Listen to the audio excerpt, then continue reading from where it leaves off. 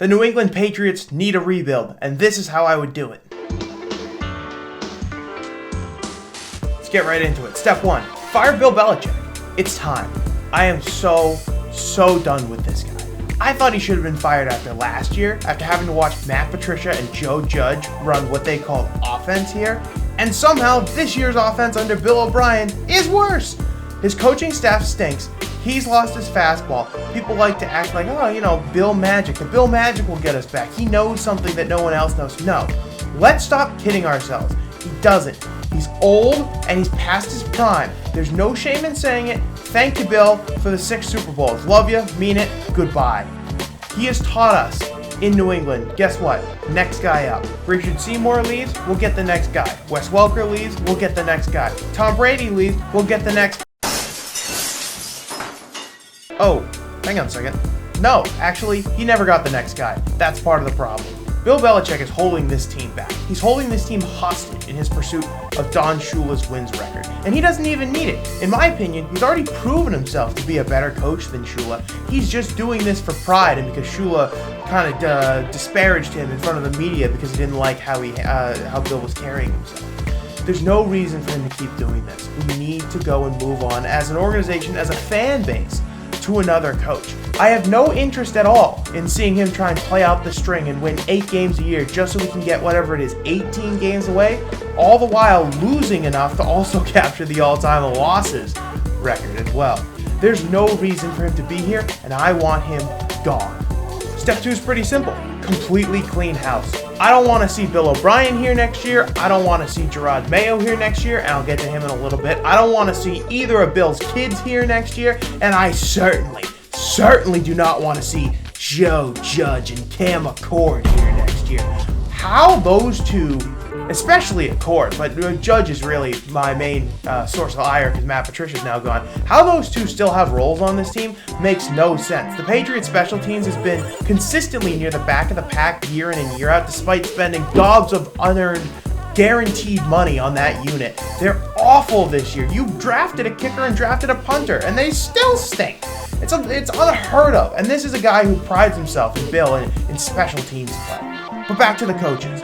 Bill O'Brien, he's not the answer. I didn't love him a couple years ago when they were interested in hiring a new offensive mind. But then they went with Patricia and I said, we need somebody new. We need someone who actually knows offense. And I'll give him credit for this. It actually looks professional. But that doesn't mean that he needs to stay. Anything that Bill Belichick has touched needs to leave this organization because if you leave any remnant of him here, whether it be Jerod Mayo, his kids, any of the assistant coaches, any of the personnel department, there will still be some semblance of Bill hanging over the organization. And I just don't need that. I want a clean break. I want to start fresh. The real problem is going to be, did Robert Kraft promise Jerod Mayo anything? And I don't know if he did. I'm not sure. But if he did, it might be a little bit hard to get out of that contract. But Jerod's a great coach. I'm sure he's going to become a head coach someday. I just don't think it should be in New England. Here's the problem. When you're a defensive-minded head coach, your offensive coordinators will often just keep cycling through because the league in this day and age is so hyper-focused on offense.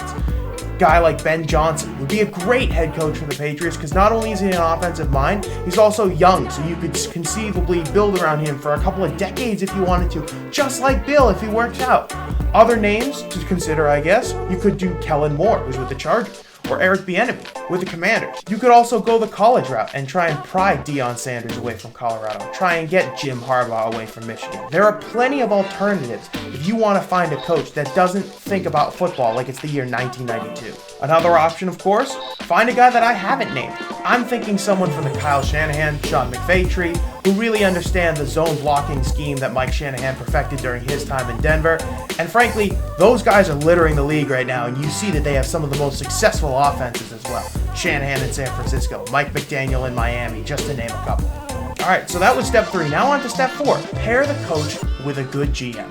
No more do I want to see a coach having head coach responsibilities and GM responsibilities. We see what happens when GM Bill can't draft. You blew it, man. It means that Coach Bill has to work even harder, and the older that he got, he just couldn't make up the difference for his basically a decade of bad drafting.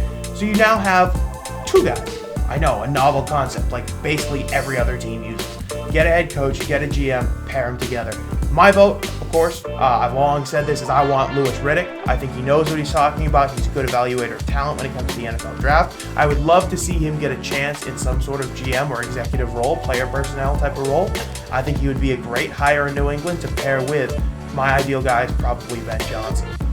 Step 5, evaluate the roster. You didn't think I was going to forget about the players, did you? But that's not for me to evaluate. That's not for me to examine. That's for whoever you hire to come in and take a look at. Now, I'm just going to list out some of the stuff that they would have to look at, some of the stuff that I would try and prioritize. Maybe they agree, maybe they don't. I mean, number one has to be the quarterback, right? Mac Jones, is he your guy? Is he not your guy? For me, he's not my guy. I want somebody else. I want them to go back into the draft this upcoming April and go and get Drake May. Maybe you suck enough to go and get Caleb Williams. Maybe you go and get JJ McCarthy or Quinn Ewers. There's a bunch of different guys that could be available if you want to draft them. And it's up to this head coach GM combo to figure out who's the guy that they really want. But if you look at Mac Jones and say, okay, he could be a souped up version of Brock Purdy. He could get to Kirk Cousins level if we surround him with elite talent. Maybe that's the route you choose to go with. The Patriots are going to have a lot of cap space this offseason.